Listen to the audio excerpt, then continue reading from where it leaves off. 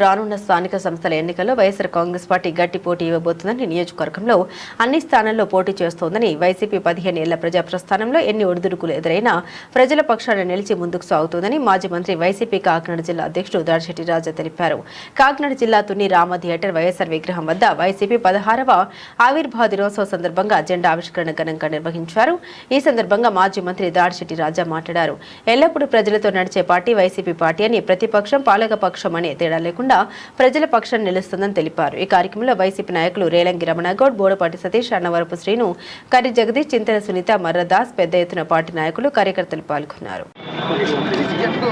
15 సంవత్సరాలు పూర్తి చేసుకుని 16వ సంవత్సరంలో అడుగుపెట్టింది.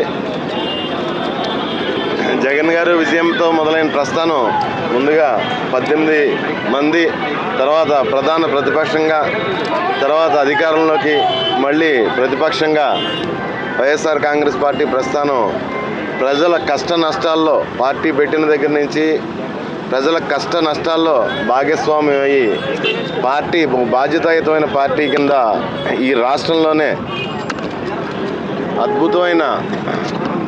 అద్భుతంగా ప్రజా సమస్యలపై పోరాటం చేసింది ఈ 15 సంవత్సరాలు బట్టి.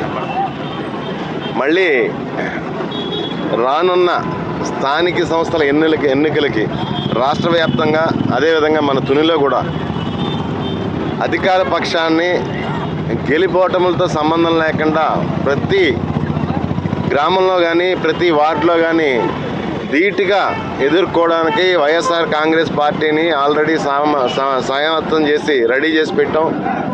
ఏ ఎన్నికొచ్చినా సరే తీవ్రమైన పోటీ ఉంటుంది అధికార పక్షానికి వైఎస్ఆర్ కాంగ్రెస్ పార్టీ తరఫున అని చెప్పేసి తెలియజేసుకున్నాం. Thank you. ఉభయ గోదావరి జిల్లా